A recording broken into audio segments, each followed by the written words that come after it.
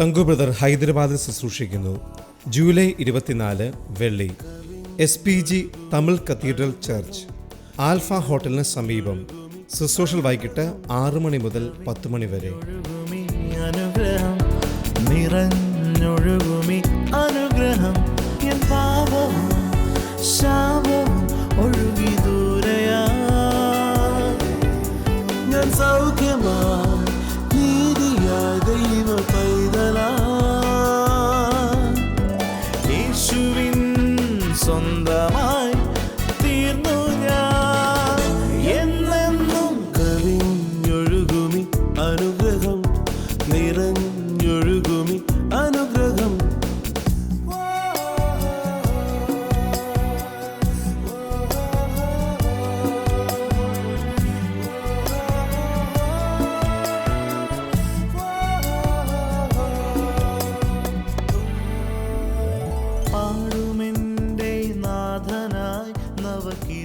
കവിഞ്ഞോടുന്ന അനുഗ്രഹത്തിലേക്ക് ഒരിക്കൽ കൂടെ സ്വാഗതം.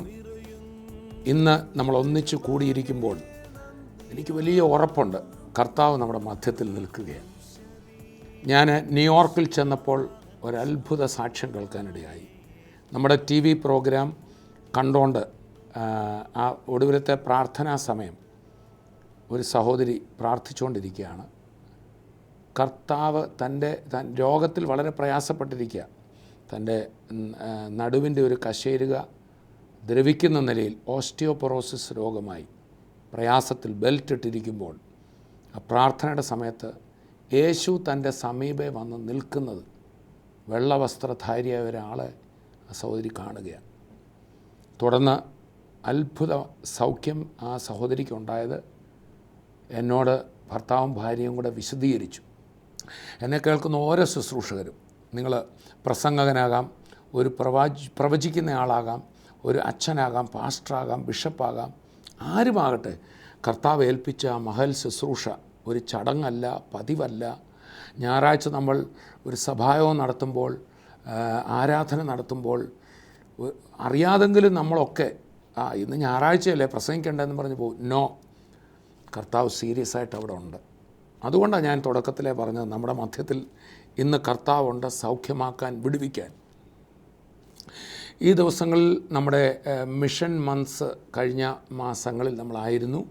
ഈ ജൂലൈ 31 നമ്മുടെ മിഷൻ മന്ത് അവസാനിക്കുകയാണ്.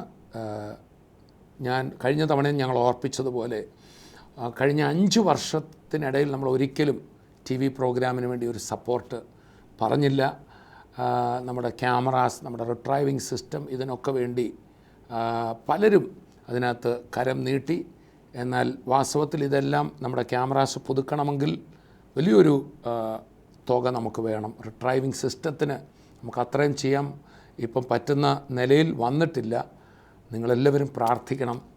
എല്ലാവരും, ലോകമെങ്ങും എന്നെ കാണുന്നവർ, നിങ്ങൾ കുടുംബമായിട്ട് പ്രാർത്ഥിക്കണം. ഈ ജൂലൈ 31 മുമ്പ് പ്രാർത്ഥിച്ച് നമ്മുടെ TV പ്രോഗ്രാമിന് വേണ്ടി നമുക്ക് കൊടുക്കാം. എത്രയോ അത്ഭുതങ്ങളല്ലേ കർത്താവ് വിടുവിച്ച സാക്ഷ്യങ്ങൾ നമ്മൾ കേൾക്കുന്നത് ഈ പ്രോഗ്രാമിലൂടെ. എന്ന് പറഞ്ഞാൽ ഞങ്ങളോ ഈ പ്രോഗ്രാമോ അല്ല വിടുവിച്ചത്, യേശുവാണ് വിടുവിച്ചത്. അതിൻ്റെ മഹത്വമൊന്നും നമുക്കെടുക്കണ്ട. പക്ഷേ കർത്താവ് അതിനെ ഉപയോഗിച്ചു. പത്രോസിൻ്റെ വള്ളത്തെ കർത്താവ് ഉപയോഗിച്ചില്ലേ? ആ വള്ളം അവിടെ ഉണ്ടായിരുന്നതുകൊണ്ടല്ലേ യേശു കയറി നിന്നത്. അതുപോലെ കർത്താവിൻ്റെ ശുശ്രൂഷയിൽ സ്ത്രീകൾ തങ്ങളുടെ വസ്തുവകയിൽ നിന്ന് കർത്താവിന് കൊടുത്തെന്ന് വായിക്കുന്നു. വാസ്തവത്തിൽ ദൈവത്തിന് നമ്മുടെ പൈസ വേണോ? നമ്മുടെ ഹെൽപ്പ് വേണോ? വേണ്ട. യേശു കർത്താവ് ക്രൂശിലേക്ക് പോകുമ്പോൾ എല്ലാവരും ഓടിപ്പോയി. പക്ഷേ ആ വയലിൽ നിന്ന് വരുന്ന കുറേനക്കാരനായ ശിമോൻ, ആ അടിമ, ആഫ്രിക്കൻ നാട്ടുകാരനായ അടിമ മാത്രമേ നിർബന്ധിച്ചാണെങ്കിലും ആ കുരിശ് ചുമന്നു കൊടുത്തു. ദൈവത്തിന് അതിൻ്റെ ആവശ്യമുണ്ടോ? ഗതസമനായിൽ ക്രിസ്തു തളരുമ്പോൾ ദൂതന്മാർ വന്ന് ശുശ്രൂഷിച്ചെന്ന് വായിക്കുന്നു. ദൈവദൂതൻ വന്ന് ചുമക്കത്തില്ലേ? എന്തിനാ കർത്താവ് ഈ അവസരങ്ങൾ നമ്മുടെ മുമ്പിൽ തന്നിരിക്കുന്നത്? ഞാനും നിങ്ങളും ചെയ്യുമോ എന്നറിയാൻ. നമ്മൾ ചെയ്തില്ലെങ്കിലും കർത്താവ് ആരെയും കൊണ്ട് അത് ചെയ്യിക്കും. പക്ഷേ ഒരു കൈ താങ്ങുവാൻ നമുക്കിടയാകട്ടെ. 10,000 വിടുതലുകൾ, മദ്യപാനികൾ രൂപാന്തരപ്പെട്ടത്, ക്രിമിനലുകൾ കർത്താവിലേക്ക് വന്നത്, നിത്യജീവനെക്കുറിച്ച് ഒരു ചിന്തയുമില്ലായിരുന്ന അനേകർ വിടുതലായത്. ചിലരൊക്കെ ഓർക്കും ഇത് ക്രിമിനലും മദ്യപാനിയൊക്കെ മാത്രമേ ഉള്ളൂ. ഒരിക്കലുമല്ല. ഞാൻ കണ്ട വളരെയധികം പേര് പറഞ്ഞു, ബ്രദറെ ഞാനൊരു ക്രിമിനലല്ലായിരുന്നു, ഞാൻ ദുസ്വഭാവത്തിന് അടിമയല്ലായിരുന്നു, പക്ഷേ എനിക്ക് സമാധാനമില്ലായിരുന്നു, നിത്യജീവൻ്റെ ഉറപ്പില്ലായിരുന്നു. തിരുവചനം ഈ പ്രോഗ്രാമിലൂടെ കേട്ടത് എൻ്റെ ജീവിതത്തെ രൂപാന്തരപ്പെടുത്തി. സോ ഈ വലിയ സുവിശേഷത്തിന് നമുക്ക് കൈകോർക്കാം. നമ്മുടെ ഒരു കൺവെൻഷൻ സ്ഥലത്ത് എല്ലാവർക്കും വരാൻ പറ്റില്ല. അവിടെ വരാത്ത ഭവനങ്ങളിലും TV പ്രോഗ്രാം കടന്നു ചെല്ലും. Heavenly feast mission months July 31 വരെ. വിളിക്കുക 9473566682. ഞങ്ങൾക്ക് 10 വർഷത്തോളം കുട്ടികളില്ലാതിരിക്കുമായിരുന്നു.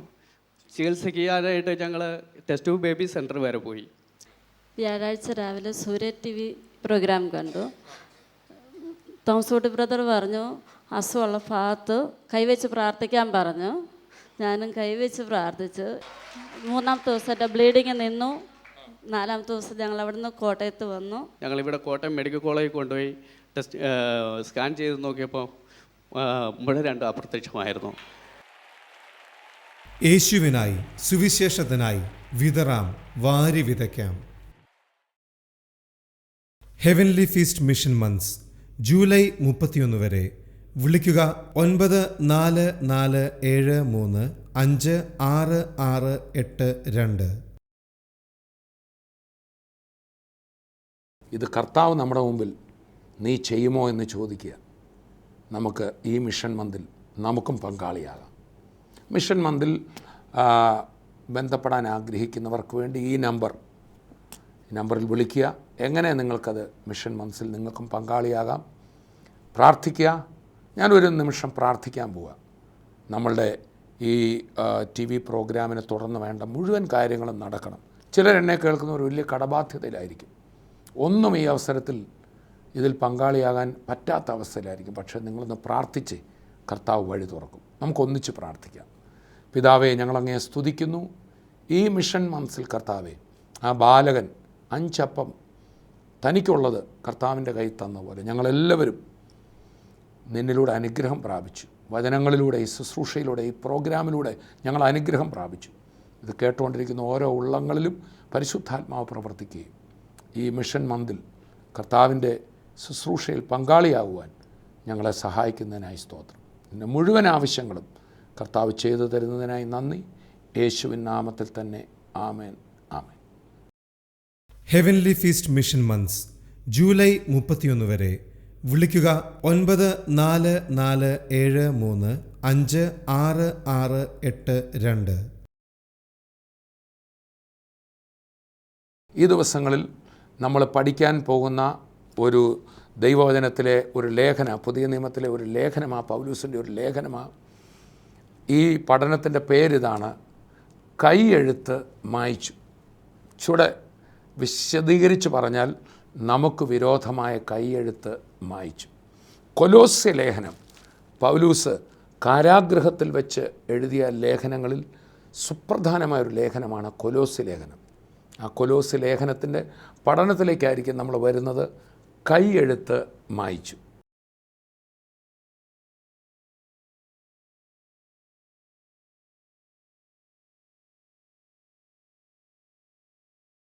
പുതിയ നിയമത്തിലെ ലേഖനങ്ങളെ പലപ്പോഴും ക്രിസ്തു വിശ്വാസികൾ തന്നെ വലിയൊരു കടിച്ചാ പൊട്ടാത്ത അല്ലെങ്കിൽ കീറാമുട്ടിയായിട്ടൊക്കെ എടുക്കാറുണ്ട്.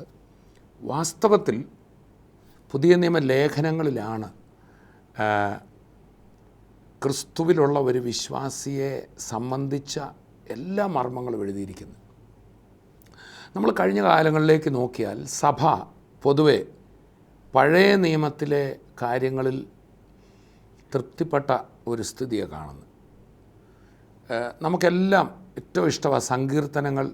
ദാവീദിൻ്റെ സങ്കീർത്തനങ്ങൾ 150 സങ്കീർത്തനങ്ങൾ, അത് കൂടുതൽ സ്തോത്ര ഗാനങ്ങളുണ്ട്, നിരവധി വാഗ്ദത്തങ്ങൾ അതിനകത്തുണ്ട്, ക്രിസ്തുവിനെക്കുറിച്ചുള്ള പ്രവചനങ്ങളുണ്ട്, ഒത്തിരി ആശ്വാസം പകരുന്ന വേദഭാഗങ്ങളുള്ളതുകൊണ്ട് എപ്പോഴും ക്രൈസ്തവരായിട്ടുള്ളവർ തന്നെ പെട്ടെന്നൊരു പ്രയാസം വരുമ്പോൾ ബൈബിളിൻ്റെ നടുവശം തുറന്നാൽ സങ്കീർത്തനം കിട്ടും, അവിടുന്ന് ഒരു വചനം കിട്ടി. അത് ആശ്വാസമല്ലെന്ന് ഞാൻ പറയുന്നില്ല. എന്നാൽ നമുക്ക് പലപ്പോഴും ഞാൻ ശ്രദ്ധിച്ചുള്ള കാര്യം, ജോസഫിൻ്റെ കഥ അറിയാം, ദാവീദിനെ അറിയാം, മോശയുടെ കാര്യം അറിയാം, സൺഡേ സ്കൂളിലൊക്കെ ആണേലും കുഞ്ഞുങ്ങൾ മിക്കവാറും പഠിച്ച് ഇതെല്ലാം അവർക്കറിയാം. പക്ഷെ ക്രിസ്തുവിൽ ഒരു വ്യക്തി ആരാണ്? ക്രിസ്തു വാസ്തവത്തിൽ ആരാണ്? ഇതാണ് നമ്മൾ തിരിച്ചറിയേണ്ടത്. അത് ലേഖനങ്ങളിലാണ് ഉള്ളത്. സോ നമുക്ക് കൊലോസ്യ ലേഖന പഠനത്തിലേക്ക് കടക്കുന്നതിന് മുമ്പ് പുതിയ നിയമ ലേഖനങ്ങൾ അതിനെക്കുറിച്ചൊന്ന് മനസ്സിലാക്കാം. പുതിയ നിയമ ലേഖനങ്ങൾ.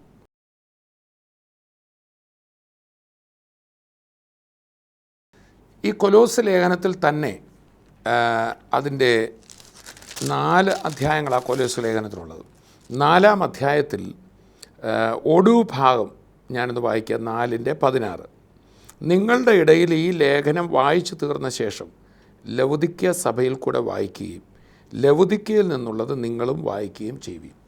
അപ്പോൾ അപ്പോസ്തലന്മാർ സഭകളിൽ വായിക്കാൻ നിർദ്ദേശം കൊടുക്കുന്നത് അപ്പോസ്തോലിക ലേഖനങ്ങളാണ്,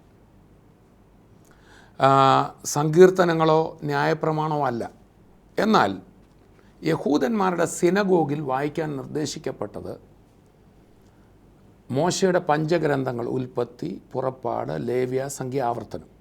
അതാണ് പഞ്ചഗ്രന്ഥങ്ങൾ. അവയും അതുപോലെ പ്രവാചകങ്ങളും. അതുകൊണ്ടാണ് അപ്പോസ്തല പ്രവൃത്തിയിലോട്ട് നമ്മൾ വായിക്കുന്നുണ്ട്, ന്യായപ്രമാണവും പ്രവാചകങ്ങളും വായിച്ചു തീർന്ന ശേഷം പൗലൂസിനോടൊക്കെ നിങ്ങൾക്ക് പ്രബോധനം വല്ലതുണ്ടെങ്കിൽ പറയാമെന്ന് ഒരു പള്ളിയിൽ യഹൂദന്മാരുടെ സിനഗോഗിൽ പറഞ്ഞായിട്ട് വായിക്കുന്നു. ഇനി ഒന്നുകൂടെ പറയട്ടെ, ഇത് കേൾക്കുന്ന പലർക്കും ഈ പള്ളിയും ദേവാലയവും തമ്മിൽ എല്ലാവർക്കും അറിയണമെന്നില്ല. പുതിയ നിയമത്തിൽ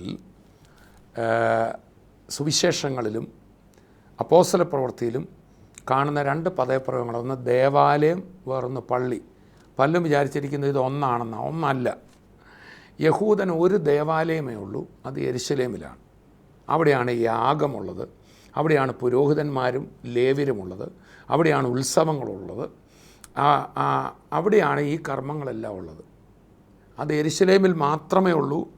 ഇന്ന് അവർക്ക് ദേവാലയം ഇല്ല. യഹൂദൻ എന്നൊരു ദേവാലയം പണിയാൻ ആഗ്രഹിച്ചിരിക്കുകയാണ്. അവർ ദേവാലയം സ്ഥാപിക്കും എന്ന പ്രവചനം ക്രിസ്തുവിൻ്റെ വാക്കുകളിൽ നമുക്ക് പിടികിട്ടും. തെസ്സലോനിക്ക ലേഖനത്തിലുണ്ട്. അതല്ല എൻ്റെ വിഷയം. യഹൂദൻ ഒരു ദേവാലയം സ്ഥാപിക്കും. ഇന്ന് ദൈവത്തിന് ഒരാലയമേ ഭൂമിയിലുള്ളൂ. ദൈവത്തിന് ഇപ്പോഴും ഒരാലയമേ ഉള്ളൂ, ദൈവം വസിക്കുന്ന സ്ഥലം. അത് കർത്താവിൽ വിശ്വസിച്ചവരുടെ കൂട്ടം 2-3 പേർ എൻ്റെ നാമത്തിൽ കൂടുമ്പോൾ ഞാൻ നിങ്ങളുടെ മധ്യത്തിലുണ്ട്. അതുകൊണ്ടാണ് തിമോഥെയോസിൻ്റെ ലേഖനത്തിൽ പറഞ്ഞ സഭയാകുന്ന ദേവാലയം. ഇന്ന് ക്രിസ്തുവിൽ വിശ്വസിച്ചവരിലാണ് നിങ്ങൾ ദൈവത്തിൻ്റെ മന്ദിരം, നിങ്ങളിൽ കർത്താവ് വാസം ചെയ്യുന്നു.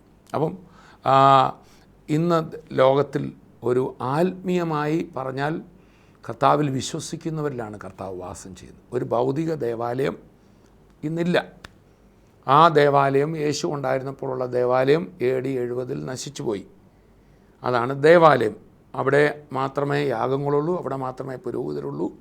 അവിടേക്കാണ് ഉത്സവത്തിനായിട്ട് യഹൂദന്മാർ തീർത്ഥാടനം ചെയ്ത് ചെല്ലുന്നത്.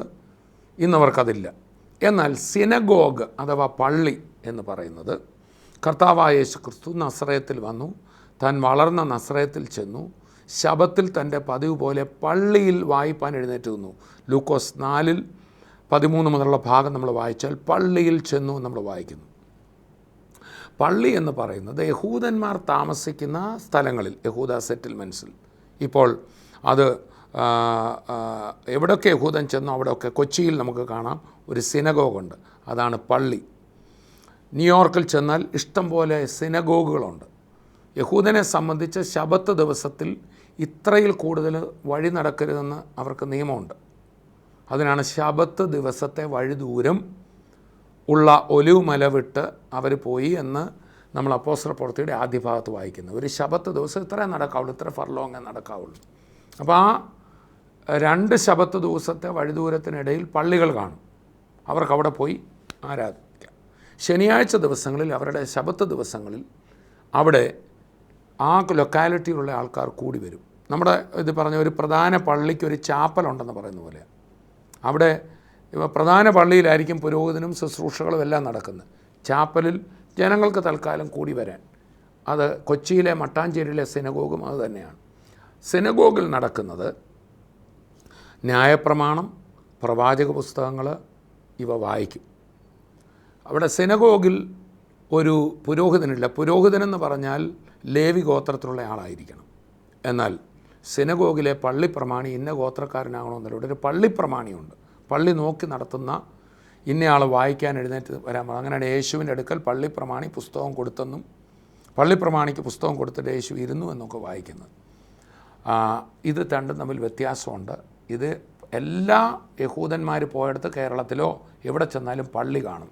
ഇത് നമ്മൾ തിരിച്ചറിയണം. അപ്പോൾ കർത്താവായ യേശു ക്രിസ്തു ഗലീലയിലാണ് വളർന്നത്. അത് യെരുശലേമിൽ നിന്ന് 70ഓളം മൈൽ അപ്പുറയാണ്. ആ സ്ഥലത്ത് യഹൂദ സെറ്റിൽമെൻറ്റുകളിൽ പള്ളികളുണ്ടായിരുന്നു. യേശു പള്ളിയിലാണ് വായിപ്പാൻ എഴുന്നേറ്റത്. അതുപോലെ തന്നെ പൗലൂസൊക്കെ സുവിശേഷം പറയാൻ അന്നത്തെ കാലത്ത് യൂറോപ്പിലും ഏഷ്യയിലും ഒക്കെ പോകുമ്പോൾ നമ്മൾ അപ്പോസ്തലപ്രവൃത്തി വായിക്കുന്നുണ്ട്. അവർ പ്രാർത്ഥനാ സ്ഥലം ഉണ്ടോ എന്ന് തിരക്കി. അത് ഈ പള്ളിയെക്കുറിച്ചാണ്. യഹൂദന്മാരുടെ പള്ളിയിൽ അവർ പോയി, ശബത്തിൽ ചെന്നു. അവിടുത്തെ ആൾക്കാർ അവരോട് വായിക്കാൻ പറഞ്ഞു. അവർ പള്ളിയിൽ ചെന്ന് ക്രിസ്തുവിനെക്കുറിച്ച് പ്രസംഗിച്ചു എന്നൊക്കെ പറയുന്നുണ്ട്. അതുപോലെ മറ്റൊരിടത്ത് പൗലൂസ് പറയാണ്, ദേവാലയത്തിലോ പള്ളികളിലോ വെച്ച് ഞാൻ വേണ്ടാത്ത ഒന്നും ചെയ്ത് നിങ്ങൾ കണ്ടിട്ടില്ലല്ലോ. പൗലൂസിനെ വിസ്തരിക്കുമ്പോൾ പറയുക, ദേവാലയത്തിലോ, സിംഗുലറാണ്, ഏകവചനമാണ്, ദേവാലയങ്ങളിലോ എന്നല്ല, ഒരു ദേവാലയമുള്ളൂ, പള്ളികളിലോ വെച്ച് എന്നെ കണ്ടിട്ടില്ല. ഇത് മനസ്സിലാക്കാൻ പറഞ്ഞതേ ഉള്ളൂ. ഞാൻ വീണ്ടും വരാം. അപ്പം പഴയ നിയമത്തിൽ യഹൂദന്മാരുടെ പള്ളികളിൽ വായിക്കുന്നത് മോശയുടെ പഞ്ചഗ്രന്ഥങ്ങൾ, പ്രവചന പുസ്തകങ്ങൾ. എന്നാൽ ഇവിടെ ഇതാ പുതിയ നിയമസഭയോട് പറയുമ്പോൾ അവിടെ വായിക്കുന്ന മോശയുടെ പഞ്ചഗ്രന്ഥങ്ങളും സങ്കീർത്തനവും പ്രവചന പുസ്തകങ്ങളും അല്ല, അപ്പോസ്തലന്മാരുടെ ലേഖനങ്ങളാണ്. എന്തുകൊണ്ടാണ്? മറ്റേതെല്ലാം കുഴപ്പമാണെന്നല്ല ഞാൻ പറഞ്ഞതിൻ്റെ അർത്ഥം. സഭയ്ക്ക് ദൈവം കൊടുത്ത ദിവ്യപ്രമാണം വാസ്തവത്തിൽ ക്രിസ്തുവിൻ്റെ ക്രൂശീകരണത്തിനും അടക്കത്തിനും ഉയർപ്പിനും ശേഷം പരിശുദ്ധാത്മ പകർച്ചയോടെയാണ് നൽകപ്പെട്ടത്. അതുകൊണ്ടാണ് കർത്താവായ യേശു തൻ്റെ ശിഷ്യന്മാരോട് പറഞ്ഞു, ശരീരത്തിലായിരുന്നപ്പോൾ തൻ്റെ ക്രൂശീകരണത്തിന് മുമ്പ്, ഞാനിപ്പോൾ സകലവും നിങ്ങളോട് പറഞ്ഞാൽ നിങ്ങൾക്ക് മനസ്സിലാകത്തില്ല, എന്നാൽ പരിശുദ്ധാത്മാവ് വരുമ്പോൾ അവൻ നിങ്ങളെ സകല സത്യത്തിലും വഴി നടത്തും. അപ്പോൾ പരിശുദ്ധാത്മാവ് വന്ന ശേഷമാണ് സകല സത്യം, ദ ഫുൾ ട്രൂത്ത്, ആ സത്യത്തിൻ്റെ പൂർണ്ണത വെളിപ്പെടുത്തപ്പെട്ടത് പരിശുദ്ധാത്മാവ് വന്നപ്പോഴാണ്. അതേ പരിശുദ്ധാത്മാവിനെ പ്രാപിക്കുന്നതിന് മുമ്പ് കർത്താവിനെ ക്രൂശീകരണത്തിൽ നിന്ന് തടയാൻ ശ്രമിച്ച അതേ പത്രോസ് പരിശുദ്ധാത്മാവിനെ ലഭിച്ച ശേഷം താൻ ലേഖനം എഴുതുമ്പോൾ, പത്രോസിൻ്റെ 1-ാം ലേഖനത്തിൽ നമ്മളിങ്ങനെ വായിക്കുന്നു, യേശു നമ്മുടെ പാപങ്ങളെ ചുമന്നുകൊണ്ട് കുരിശന്മേൽ കയറി, അവൻ്റെ അടിപ്പിണരുകളാൽ നമുക്ക് സൗഖ്യം വന്നിരിക്കുന്നു. അപ്പം പരിശുദ്ധാത്മാവ് വന്നപ്പോഴാണ് ക്രൂശിൽ എന്താ നടന്നത് എന്ന് പത്രോസിന് പിടി കിട്ടിയത്.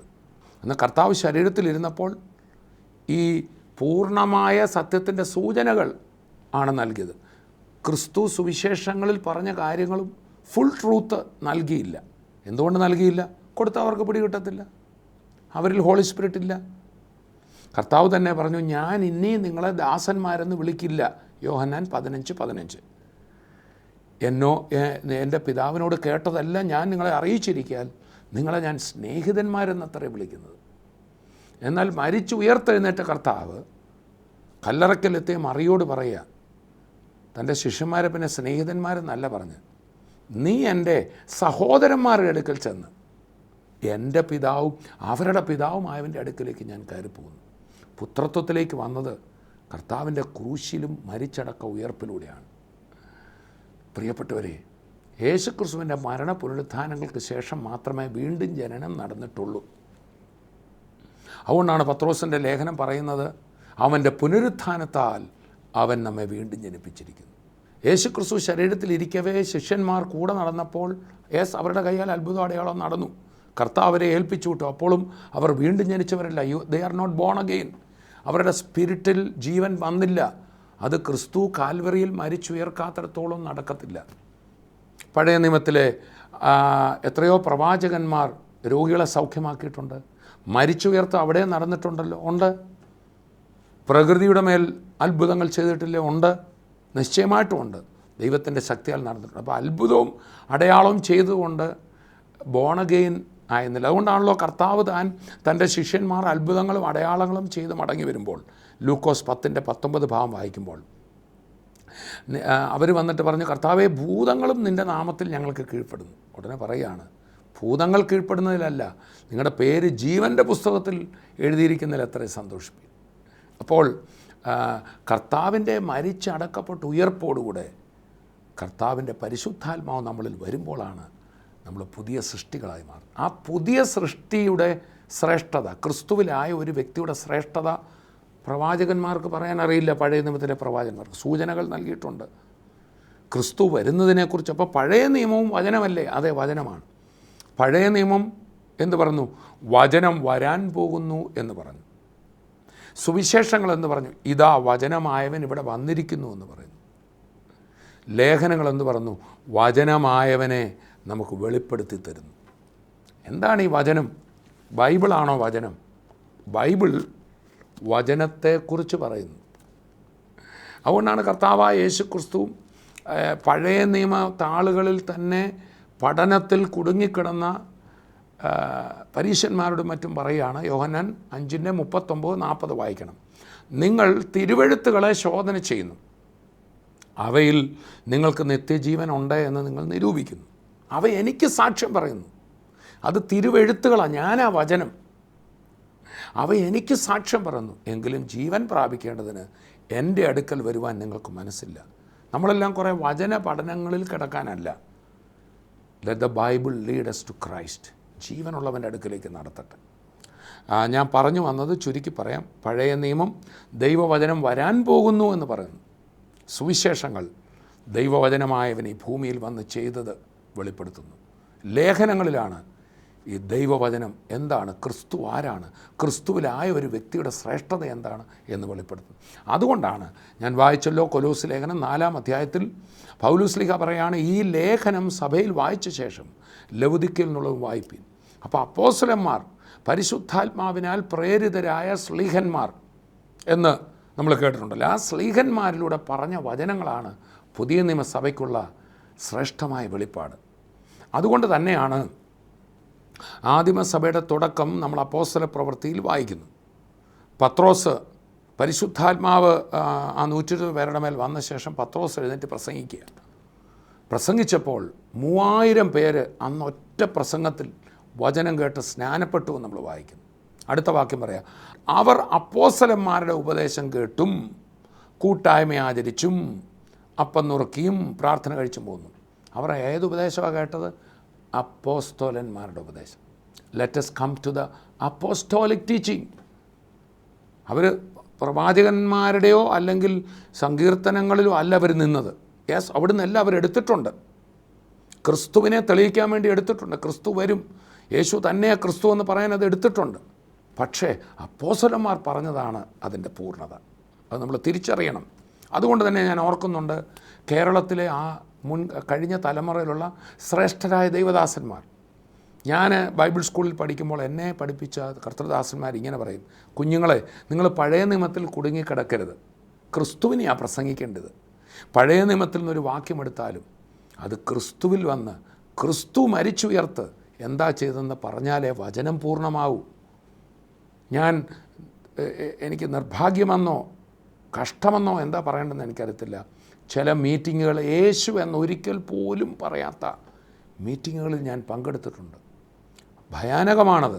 അതിനല്ല കർത്താവ് നമ്മളെ വിളിച്ചത്, യേശു കർത്താവിനെ ഉയർത്തുവാനാണ്. പുതിയ നിയമ ശുശ്രൂഷയിൽ 2 ഭാഗങ്ങളേ ഉള്ളൂ. 1 ക്രിസ്തുവിലേക്ക് നടത്തുക, 2 ക്രിസ്തുവിനോളം തികയ്ക്കുക. വീണ്ടും ഞാൻ പറയാം, നമ്മൾ ചെയ്യുന്ന ഏത് ശുശ്രൂഷയാകട്ടെ, പാട്ട് പാടാമെന്നാകാം, രോഗസൗഖ്യം കൊടുക്കുന്നതാകാം, സുവിശേഷ യോഗമാകാം, പേഴ്സണൽ ഇവാഞ്ചലിസം ആകാം, സഭായോഗമാകാം, കൺവെൻഷനാകാം, എന്തും ആയിക്കൊള്ളട്ടെ, ട്രാക്റ്റ് കൊടുക്കലാകാം. അതിനകത്ത് ഈ 2 കാര്യങ്ങളോ ഇതിലൊന്നോ നടന്നില്ലെങ്കിൽ that's not a Christian ministry. 1 ക്രിസ്തുവിലേക്കൊരു വ്യക്തിയെ നടത്തുക, 2 ക്രിസ്തുവിനോളം വളർത്തുക. ഇത് 2വേ ഉള്ളൂ ക്രിസ്തീയ ശുശ്രൂഷ.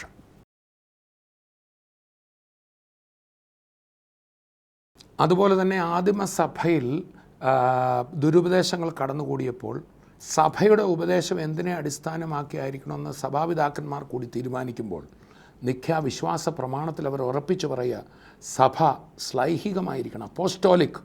സഭയുടെ ഉപദേശങ്ങൾ അപ്പോസ്തോലിക ഉപദേശത്തിൽ ആയിരിക്കണം. സോ നമുക്ക് ഈ ലേഖന പഠനം, കൊലോസ് ലേഖന പഠനം കൈ എഴുത്തു മായ്ച്ചു അതാണ് കൊലോസ്യ ലേഖനത്തിന് നമ്മൾ കൊടുക്കുന്ന ടൈറ്റിൽ. നമ്മൾ ഈ ദിവസങ്ങളിൽ കേൾക്കും. അടുത്ത എപ്പിസോഡിൽ നമുക്ക് തുടർന്ന് പഠിക്കാം. ഇപ്പോൾ നമുക്ക് പ്രാർത്ഥിക്കാൻ പോകാം. കർത്താവേ, തിരുവചനത്തെ ഗ്രഹിപ്പാൻ, ക്രിസ്തുവിനെ ഗ്രഹിപ്പാൻ എൻ്റെ ഹൃദയത്തെ തുറക്കണമേ.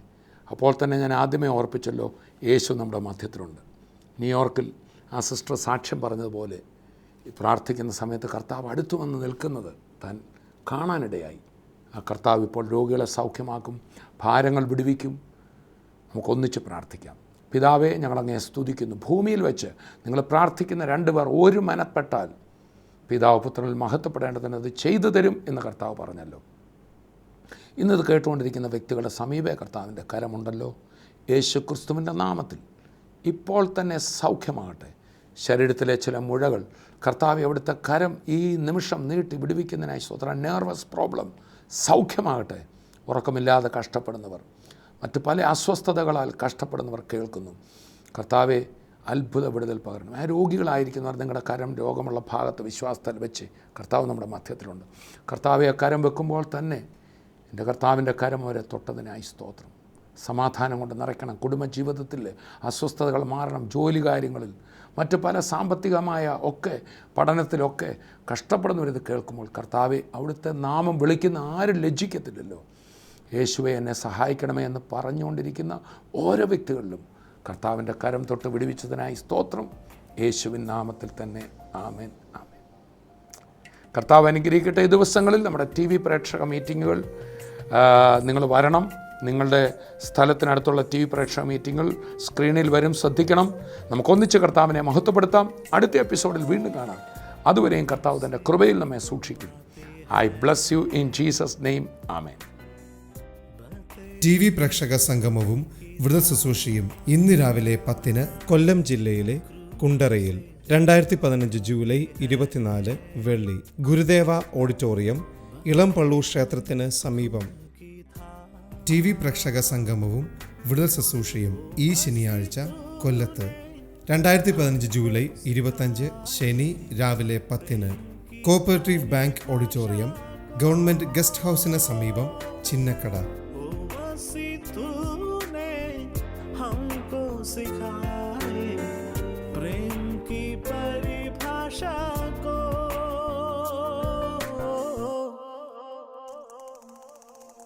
प्रेम का सागर है तू, चांदी का राजकुमार है तू, चरणों में आकर हाथ उठाकर करते हैं तेरे हम स्तुति, चरणों में आकर हाथ उठाकर करते हैं तेरे